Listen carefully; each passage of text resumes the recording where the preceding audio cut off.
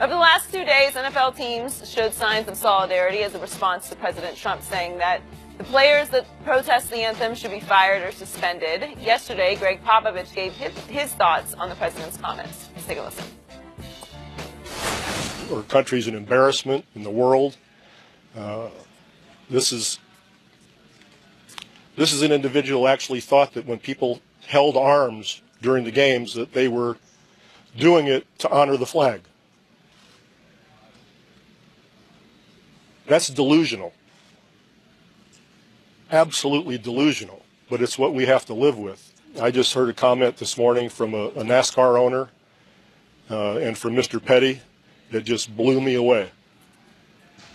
Just blew me away, where the owner described the fact that he would get the Greyhound bus tickets for anybody to leave and they'd be fired, and Mr. Petty who said people who act the way we saw on Sunday, they should leave the country.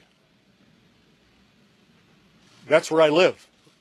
I had no idea that I lived in a country where people would actually say that sort of thing.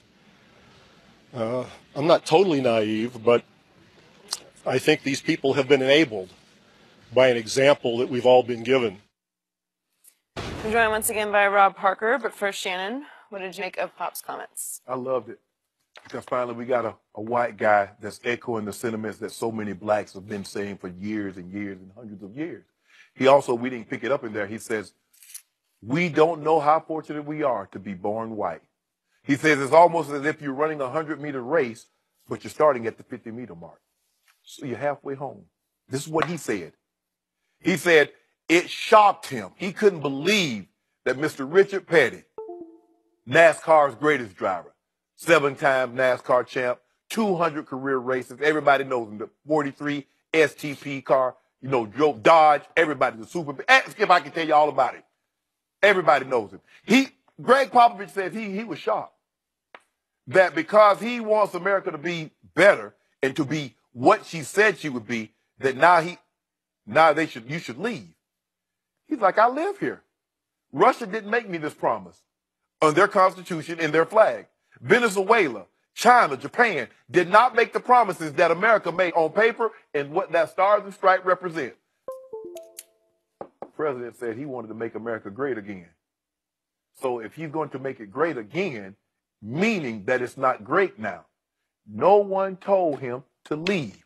But when people say we want America to be better, yes, it's great, but we believe she can be better. Well, if you don't like it, leave. I shouldn't have to leave my country, Derek Wolf. I shouldn't have to leave my country. Anybody that says I should leave because I have complaints, because I believe she can be better.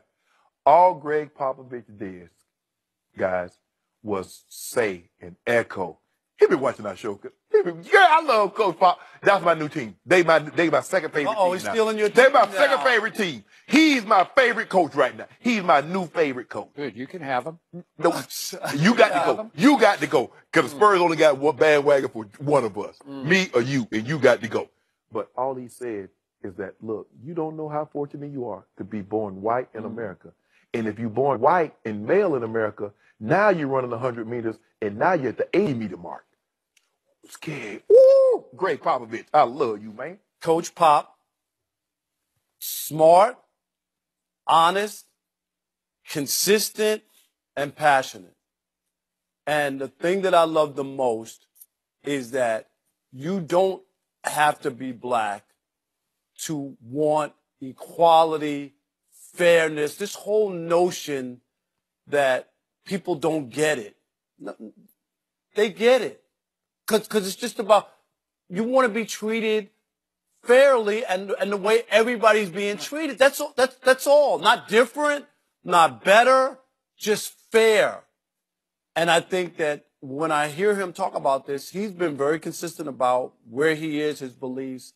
And there are other people who get it, that it's just, this is what people want, and it's worth fighting for. It's worth talking about. It just is. So many people, what are you afraid of to have the conversation that everybody wants to be treated equally? I just don't, please help me. How is that going to be the end of your world or your privileged world? How does that alter anything that you're doing? I don't get it. And this whole notion that, you know, basically when they say leave the country, it's basically, you know, underlying of, hey, we'll put you back on the boat to send you back to Africa. Exactly. Go back to where you came from. I came from Chicago. Yeah. First of all, the only thing is, let me see. Native Americans were here. We all came from somewhere else. All of us.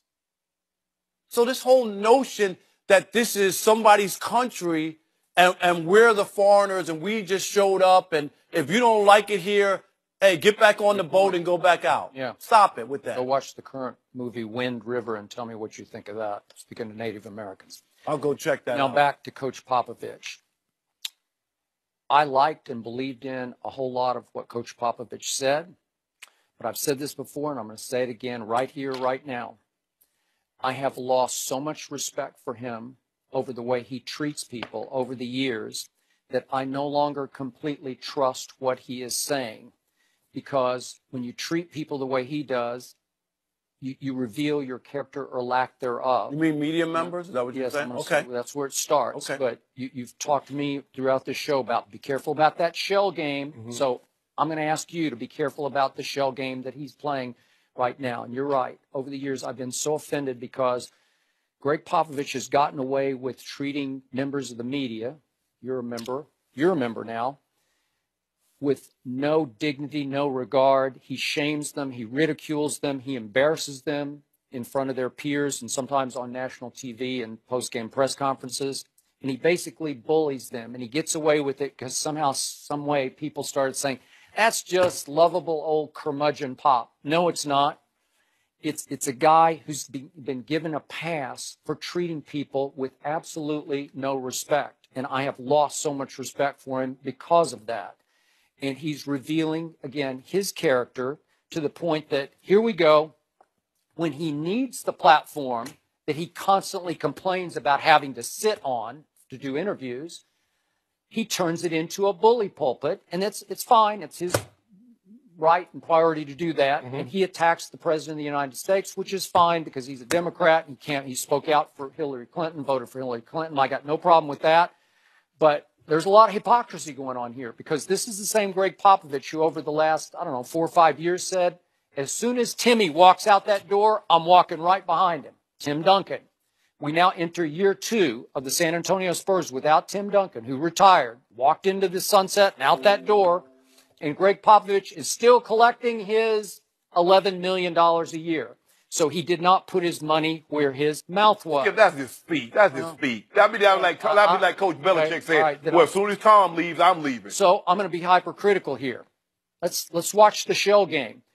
What is the lifeblood of Gregg Popovich's $11 million job? It's the ability to recruit great black basketball players to come and play for him in San Antonio, Texas. Because you need an occasional LaMarcus Aldridge or well, that's not recruiting. You draft right. But every once in a while, you need. They've gone after some big free agents. But you got to keep him. Huh? You got to keep him. But again, so you're saying you're playing to that crowd, man. He's saying that he's playing to the black crowd that is the NBA. Yeah, and then for him to blast the NASCAR owner and Richard Petty, that's fine. That's his right to do it. But then to conclude, this is where I live.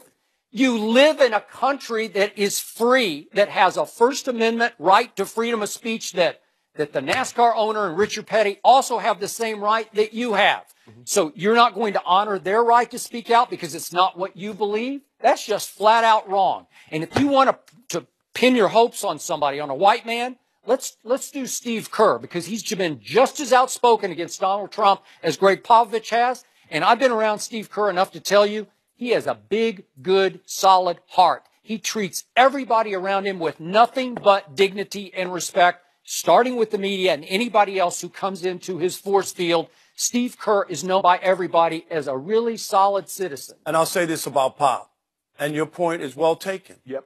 It really is. Mm-hmm.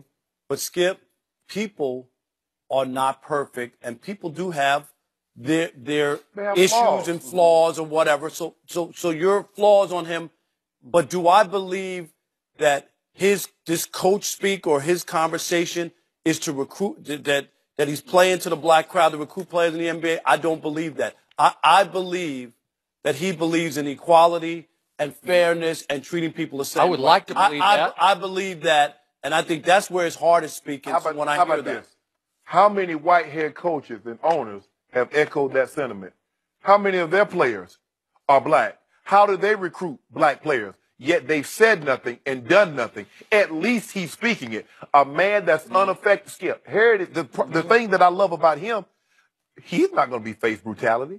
He's not going to be discriminated against. He's a white man, as you mentioned, making $11 million, and he's speaking about an issue. He is. When And so many I others, believe in all of his points. so I many don't know if I others. completely trust the motive, the method to his madness, as in anger. We gotta leave it there. Rob, thanks for joining us. Does Alabama look unbeatable after their win on Saturday? We'll discuss that next.